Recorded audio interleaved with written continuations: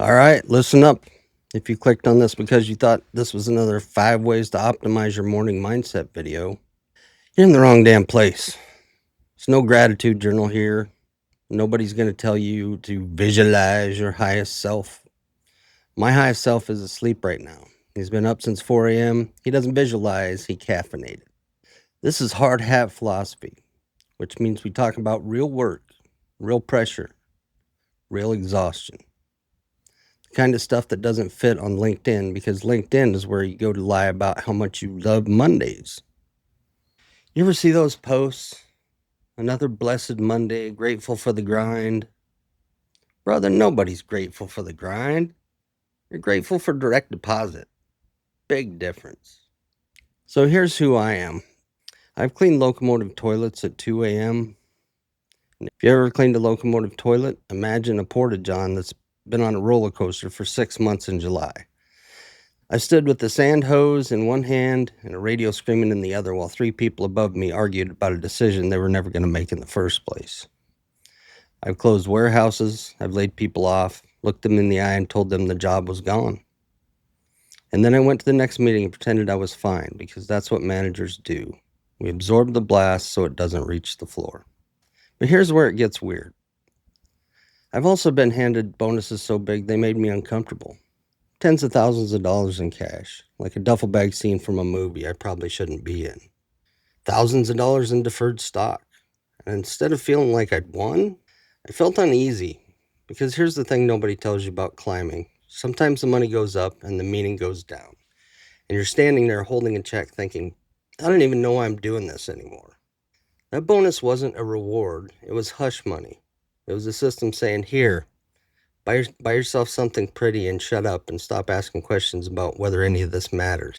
Hell, of course I took the money. I'm not stupid. But I never stopped asking a question. So let me be clear about what this channel is not. This is not motivational content. If you need someone to tell you to rise and grind, you don't need a YouTube channel, you need a nap. I hate that phrase, rise and grind. You know what grinding actually looks like? It looks like a millstone. It looks like something getting crushed into dust. And somehow we turn that into a bumper sticker. If someone tells you to grind harder, 9 times out of 10, what they really mean is, I benefit from your exhaustion. So keep on keeping on, you know what I'm saying? They're not grinding.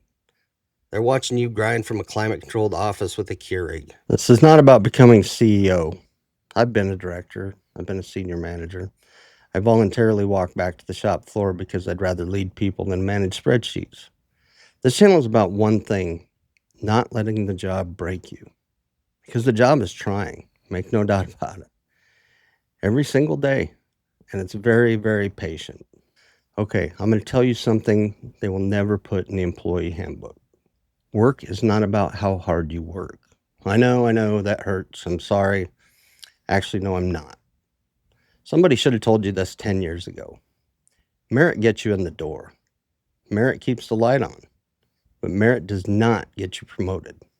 You know what does get you promoted? Proximity. Proximity to the person who makes the decision. That's it. That's the whole game. Be visible to the right person at the right time, saying the right thing, preferably while holding a PowerPoint you didn't make. And honestly, I hate playing that game. Now, I don't refuse to play. I'm not an idiot. But I do hate it.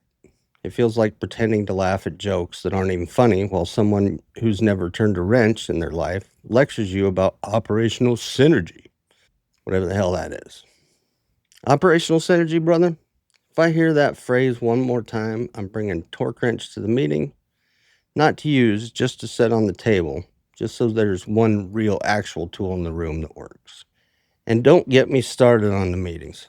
Oh, dear God, the meetings. We have meetings to plan meetings. We have pre-meetings.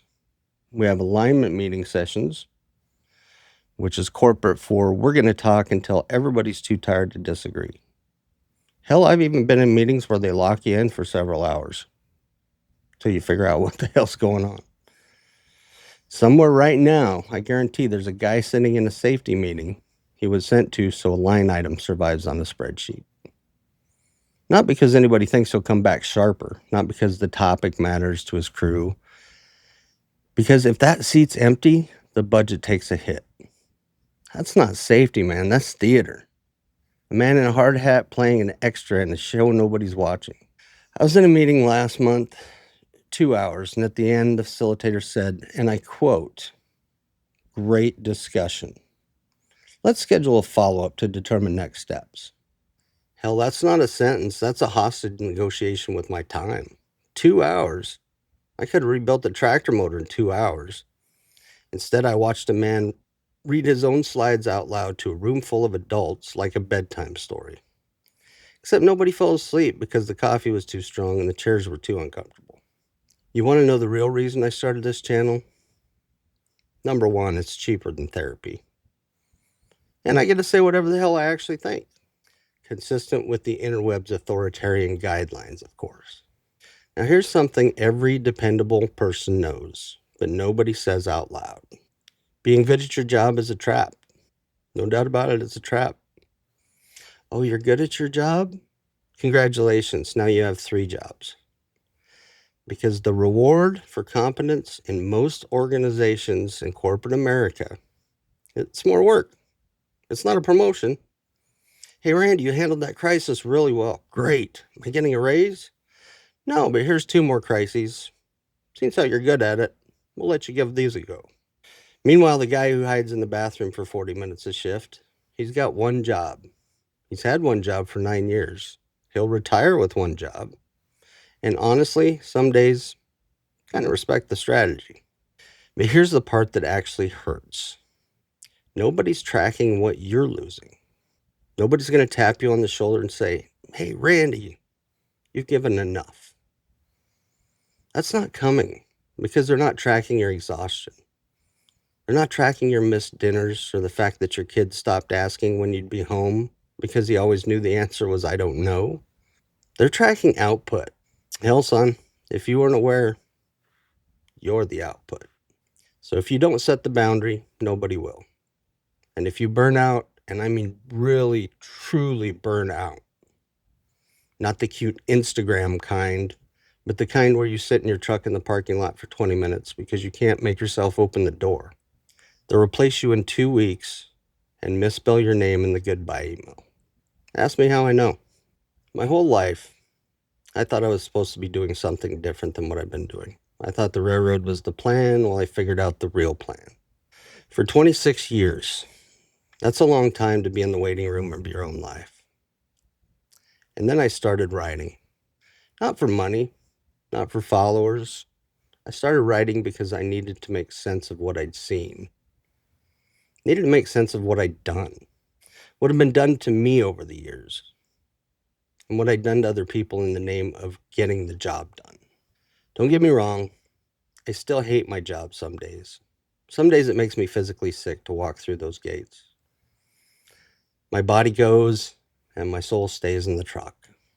But this is what I'm talking about. Writing about it.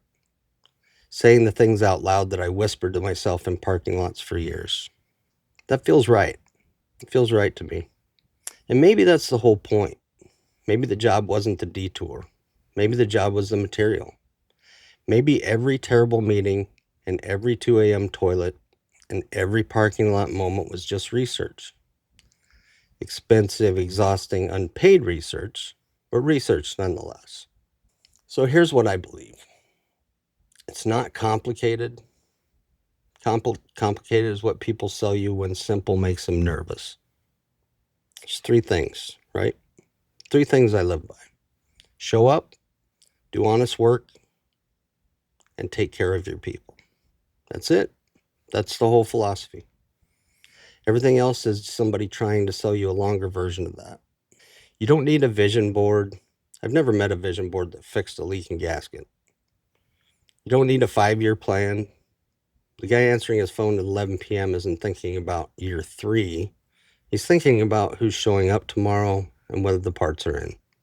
You need a reason to care. And sometimes that reason isn't promotion. Sometimes it's pride. Sometimes it's the fact that what your name is on the work and that you're not the kind of person who puts their name on garbage. That's huge for a lot of people. And sometimes it's your kids watching you, not what you say, what you do. Whether you come home bitter or whether you come home tired but decent, that's a choice. It's a choice, by the way. Tired but decent. That's not an accident. That's a man deciding every single day what kind of weight he's willing to carry home. So here's the question I want you sitting with tonight. If the job disappeared tomorrow, I mean just poof, not retired, not promoted, just gone, would you feel relief or would you feel lost? Because most people I know would feel both at the same time. And that's the most honest answer there is. This is hard hat philosophy. We're not climbing ladders here. We're carrying weight. And if you're carrying weight right now and nobody's acknowledged it, I see you. I see you. Next episode, we're talking about why the most dependable people burn out first and why the system is designed that way on purpose. See you next time.